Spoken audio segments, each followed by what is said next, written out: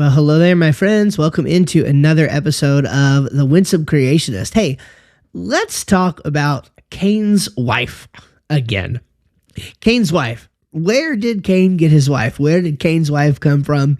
This is probably one of the most common questions that's asked in creation. And I don't know that we've ever covered it on this podcast, probably because I'm so sick of people answering that question.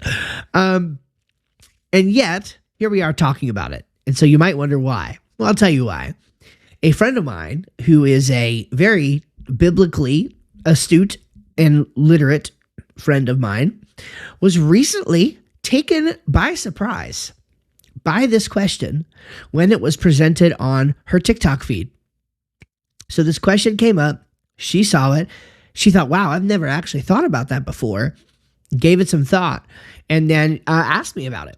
And I thought, wow, this is wild. Like, this is definitely something that has an answer, at least from a creationist perspective. But you may not realize all that goes into it and all the sort of thought process, especially if you're newer to this stuff. So the reason why I'm bringing this back up is that it is just a reminder not to take things for granted, not to take even these simple questions. If you're listening to this podcast, you're probably the kind of person who is a resource for people at your church. You know, maybe people know to come ask you questions about it, or maybe you want to be that kind of person. Well, you need to have a thoughtful, comprehensive, winsome answer for this question. In fact, I'm even thinking about going on, and you let me know in the comments if you want to hear this. But I'm actually thinking about doing a series sort of answering some very common creationist questions like this one, but from the winsome creationist perspective, because most people haven't been exposed to that perspective, even on the most basic things when it comes to creation science. So let me know if that's something that you think would be helpful. So we're bringing this up because it's a reminder that we shouldn't take things for granted. We should have a comprehensive, thorough, biblical, and frankly, winsome answer to this question. So let's set up the problem. Who did Cain marry? Okay, it's a very simple question. Adam and Eve both had, obviously Cain and Abel for their sons. And then the question gets naturally asked, well, if they had Cain and Abel, where did they get women from in order to have kids and to have a family, okay? And to actually even carry out God's plan, the dominion mandate to be fruitful and to multiply on the earth. Well, there's really only two ways this can shake out, okay? And it's going to depend on which view of human origins you take, whether you take again, a very literal biblical view of 6-day creation, like most of you here on this podcast are, or whether you take some sort of an old age view, okay? So the question is, can this question be answered by the text, or does it need to be answered from outside of the text? And this is actually just overall a good way to think about things. And again, I'm not just going to give you the simple answer here, right? I want to show you the thought process. So, if you just want the simple answer, this is not the episode for you. You need to listen to this if you want to get the thought process. We're going to give you the answer real soon. But the thought process is more important, okay? So the question is, can we get the answer from the Bible, or do we need to get the answer from outside of the Bible? And this is not a problem, okay? There's a lot of things that the Bible does talk about, and there's a lot of things that the Bible doesn't talk about, okay? So the very fact of having to find an answer outside of the text is not in itself a problem. That's something that we often have to do in various aspects of our lives because the text doesn't give us an answer to everything. But it does give us lots of guidelines and things to think about, okay? So can we find an answer to this in the text? Well, if we read the Bible, the answer is yes. We find out from Genesis 5:4 that indeed beyond Cain, Abel, and Seth, Adam and Eve had lots of sons and daughters after that. Okay, so we do find women in the biblical text within the earliest chapters of the Bible who would have been available for Cain to marry. Okay? We do find that. So, are we forced to go outside of the text to find an answer to this question?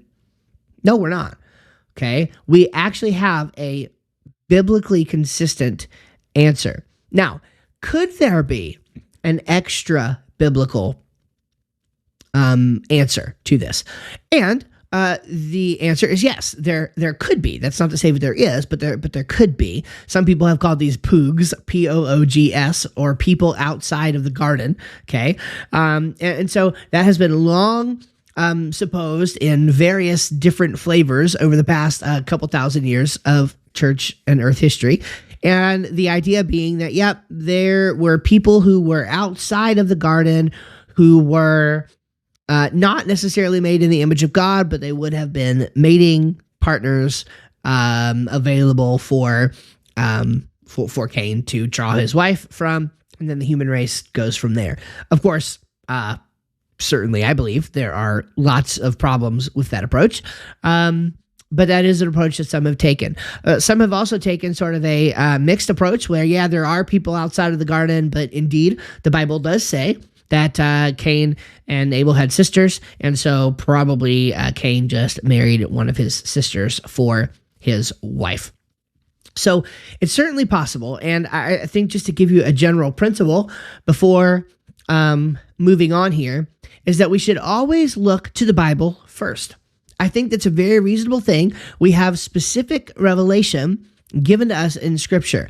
And when we have information from Scripture, I fully believe that we can and should treat that information as more authoritative than that which we can find in nature. That's a whole separate podcast episode for sure. And not all of you are going to just agree with me on that.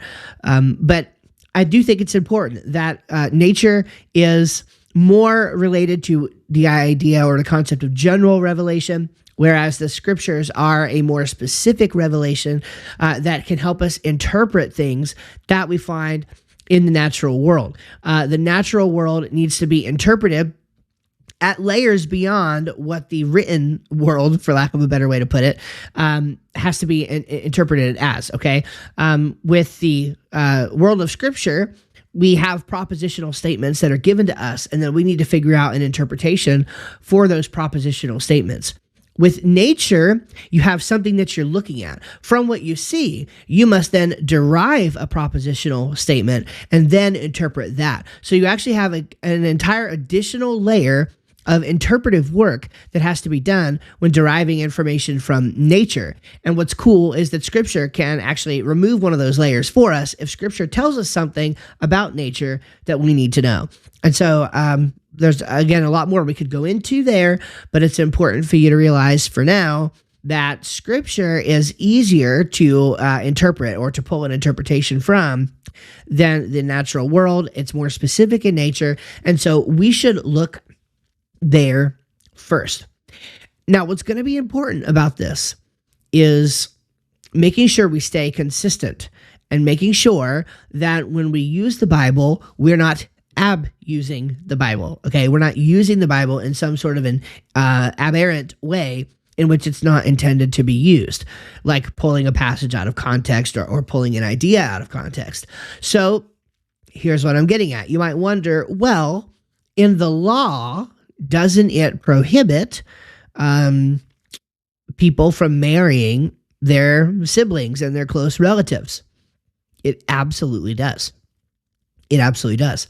But we can't apply what was written in the law thousands of years after the initial creation to the initial creation, okay? In fact, there was no law against close family marriage until Leviticus 18. Okay, so it is consistent biblically because, again, things happen not entirely in chronological order, but for sure, this is a case where Earth history is taking place in chronological order.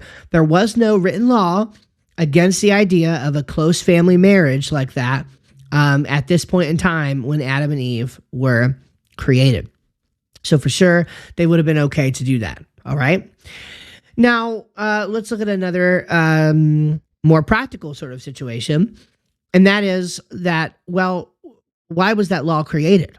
Well, many reasons you could point out. I think one very obvious reason that law, it seems, was created is because we now know, and they knew back then, that there would be harmful effects in your family lineages, and in the gene pool would be disrupted if you intermarried and interbred. Okay, it could lead to very, very bad sicknesses and illnesses and even death in some cases. So the question then becomes, well, okay, let's be consistent.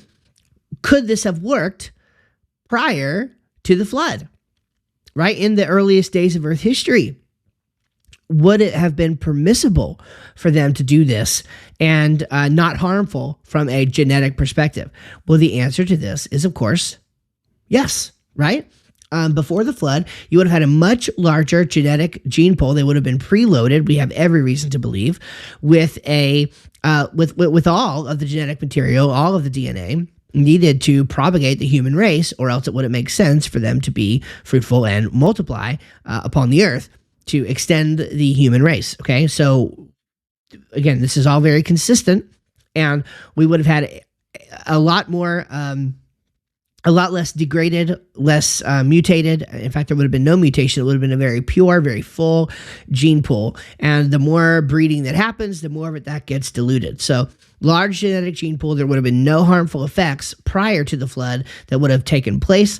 After the bottleneck at the flood, after thousands of years at that point of the gene pool being degraded, it leading to the people that were on the flood, Noah and his family. By that point, certainly the gene pool was very limited. And then after that, it just goes down and down. You see lots of things. You see the decreasing lifespans, which I think is probably ties into that as well. For sure, it ties into that.